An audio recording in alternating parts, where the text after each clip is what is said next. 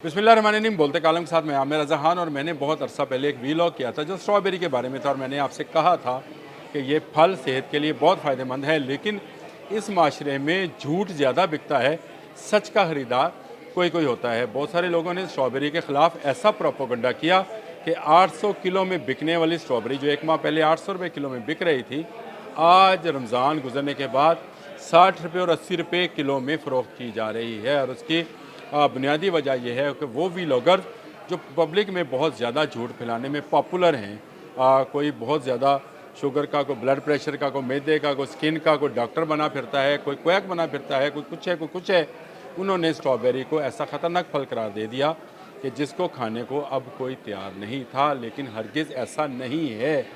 Strawberry जैसा पहले अफादियत वाला फल था, आज भी उसी अफादियत का फल है। और मैंने आपको दुनिया भर से रिसर्च के ऊपर ये बात की थी कि भाई स्ट्रॉबेरी एक ख़तरनाक फल नहीं है।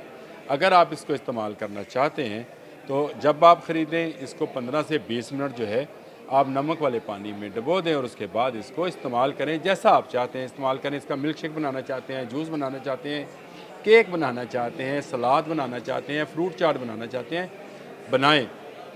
लेकिन ज़्यादा जो लोगों ने इस पर वीलॉग किया वो झूठ के पर मबनी किए कि इन पर ये वाले स्प्रे होते हैं, इसलिए इनको ना खाएं। तो मुझे ये सारे जो साहबाने अकल बने फिरते हैं, उनसे ये पूछना है कि मुझे बताएं वो कौन सा फल है, कौन सी सब्ज़ी है, कौन सा अनाज है जिस पर स्प्रे नहीं किया जाता है। लेकिन सबको खाने का कोई ना कोई तरीका है। कुछ के ऊपर अल्लाह ताला ने छिलका दे रखा है, कुछ फलों के ऊपर जो उसके स्प्रे को जो है अपने अंदर जज्ब कर लेते हैं, और कुछ के ऊपर छिलका नहीं है। और स्ट्रॉबेरी एक ऐसा फल है जिसके ऊपर कोई छिलका नहीं, इसकी जिल्द जो है बिल्कुल साफ़ और वाजिया होती है, और उस पर अगर स्प्रे होता है तो उसको निकालने के लिए आप नमक का पानी इस्तेमाल कर लें। लेकिन किसी ने मेरी बात शायद नहीं सुनी, क्योंकि झूठ ज़्यादा बिकता है, सच का ख़रीदार कोई नहीं। मैंने पहले भी कहा था कि ये स्ट्रॉबेरी का जो प्रोपोगंडा है ये बहुत सारे काश्तकारों को बहुत ज़्यादा नुकसान पहुँचाएगा।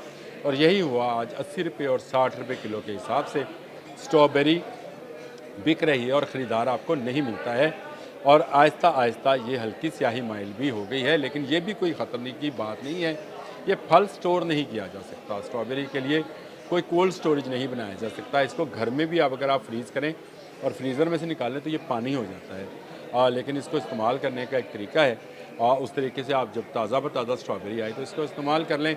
नमक वाले पानी का मैंने आपको पहले बताया था, इसका जूस बनाएं, पुदीना शाद शामिल करें, हल्का सा काला नमक, अगर आपको ब्लड प्रेशर नहीं है तो ज़रूर शामिल करें और पी कर देखें, बहुत मज़े का बनता है। फिर इसका दूध है जो कि पूरी दुनिया में इसका मिल्क शेक पिया जाता है। लेकिन एक इंडियन व्लॉगर के एक छोटे से क्लिप ने कह दिया कि ये मिल्क शेक जो है इसका ख़तरनाक है। तो यहाँ के जो क्वैक और व्लॉगर्स थे उन्होंने कहा जी इसमें तो क्योंकि से सिट्रिक एसिड होता है, इसलिए दूध और सिट्रिक एसिड आपस में मिलते नहीं हैं।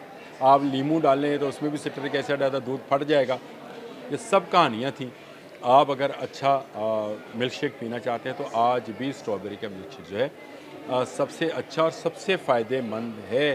ये बहुत सारे अमराज में बहुत कारआमद फल है।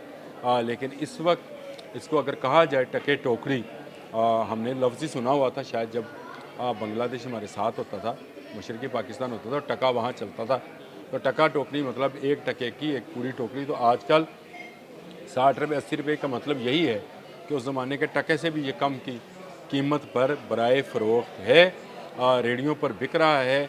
अगर आप किसी रेडी बान को रेडी भरकर स्ट्रॉबेरी बेचते देखें तो ये 60 रुपये 80 रुपये। आप चलें किसी और काम के लिए नहीं, उसकी मदद के लिए ही उसको ज़रूर दें। अपने बच्चों को इस स्ट्रॉबेरी ज़रूर खिलाएं। ये बिल्कुल ख़तरनाक फल नहीं है। इसके ख़िलाफ़ जो प्रोपेगेंडा जो यूट्यूबर्स और फेसबुकर्स और टिकटॉकर्स ने किया है और सबका सब गलत है। स्प्रे तमाम सब्जियों पर, तमाम फलों पर होता है। हम सबको धोते हैं फिर उसके बाद इस्तेमाल करते हैं। और बहुत सारे लोग जो हैं इस मनफी प्रोपेगेंडे में, इस झूठ में आ गए और उन्होंने स्ट्रॉबेरी की ख़रीदारी से जो है इनकार कर दिया। लेकिन इसकी एक और वजह भी थी, और ये वजह थी रमज़ान।